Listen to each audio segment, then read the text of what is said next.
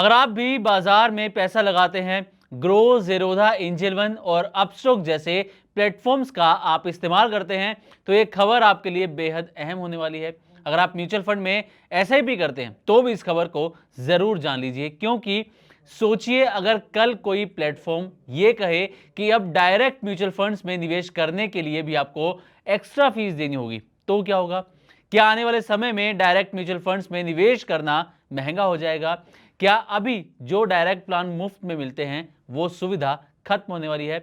ऐसा इसलिए कह रहे हैं क्योंकि डायरेक्ट और रेगुलर म्यूचुअल फंड्स को लेकर एक बड़ी बहस छिड़ चुकी है और इसी बीच ज़ेरोधा के फाउंडर नितिन कामत का भी बड़ा बयान सामने आया है। तो क्या बाजार में कुछ बड़ा बदलाव होने जा रहा है?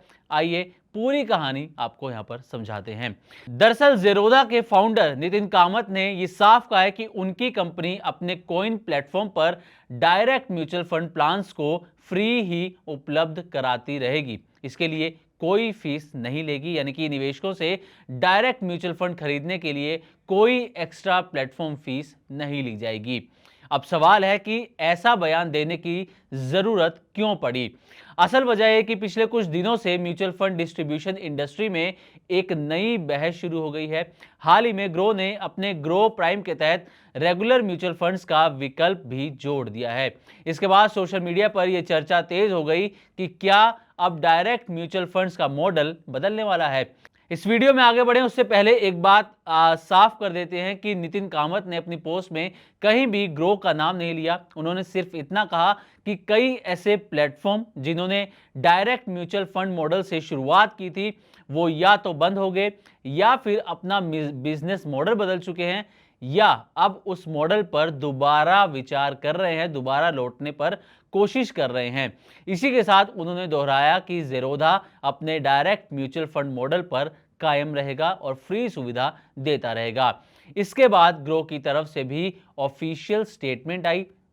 कंपनी ने कहा कि डायरेक्ट म्यूचुअल फंड्स कंपनी के प्लेटफॉर्म का मुख्य हिस्सा बने रहेंगे और डीआईवाई निवेशकों, यानी कि जो निवेशक खुद से निवेश करते हैं बिना एक्सपर्ट या बिना किसी फंड मैनेजर की सलाह के लिए, उन्हें डीआईवाई निवेशक कहते हैं, तो इनके लिए हमेशा की तरह फ्री सुविधा मौजूद रहेगी। ग्रो ने यह भी कहा कि ग्रो प्राइम के तहत शुरू किए गए regular mutual funds direct plans की जगह नहीं ले रहे हैं। ये सिर्फ उन इन्वेस्टर्स के लिए एक एडिशनल ऑप्शन है जिन्हें निवेश से रिलेटेड एडवाइस या गाइडेंस की जरूरत है। ग्रो का कहना है कि वो zero commission direct mutual funds के लिए अपनी कमिटमेंट पर कायम है और डायरेक्ट प्लान्स को बंद करने या उन पर फी लगाने की या चार्ज लगाने की कोई भी प्लानिंग नहीं है। अब यहां सबसे अहम सवाल कि आखिर डायरेक्ट और रेगुलर म्यूचुअल फंड्स में फर्क क्या है? तो आपको बताएं कि डायरेक्ट म्यूचुअल फंड्स में आप सीधे एसेट मैनेजमेंट कंपनी यानी कि एएमसी के साथ निवेश करते हैं। इसमें किसी डिस्ट्रीब्यूटर का कमीशन शामिल नहीं होता और यही वजह है कि इसका एक्सपेंस रेशियो आमतौर पर कम होता है और लंबी अवधि में निवेशक को बेहतर नेट रिटर्न मिलने की संभावना रहती है। वहीं रेगुलर म्यूचुअल फंड्स में डिस्ट्रीब्यूटर या प्लेटफॉर्म के जरिए निवेश किया जाता है। इसमें डिस्ट्रीब्यूटर कमीशन भी शामिल होता है, इसलिए इसका एक्सपेंस रेशियो सामान्य तौर पर डायरेक्ट प्लान से ज्यादा होता है। नितिन कामत ने यह भी दावा किया कि ज़ेरोधा का कॉइन आज भारत का सबसे बड़ा डायरेक्ट म्यूचुअल फंड प्लेटफॉर्म बन चुका है। उनके मुताबिक कॉइन पर करीब 1.6 लाख करोड़ रुपए का डायरेक्ट म्यूचुअल फंड एयूएम है और डायरेक्ट प्लान्स के जरिए इन्वेस्टर्स ने पिछले कई सालों में हजारों करोड़ रुपए की कमीशन भी बचाई है। हालांकि ग्रो का दावा इससे अलग है। ग्रो का कहना है कि उनका डायरेक्ट म्यूचुअल फंड एयूएम करीब 1.9 लाख करोड़ से है, यानी कि 1.9 लाख करोड़, जो कि देश का सबसे बड़ा डायरेक्ट म्यूचुअल फंड यहां पर नजर आ रहा है अगर फंड के हिसाब से देखें। इस हिसाब से आप देखें तो ज़ेरोधा का अपना दावा है, ज़ेरोधा कह रहा है कि उनका प्लेटफॉर्म सबसे बड़ा है, जबकि ग्रो का अपना दावा है।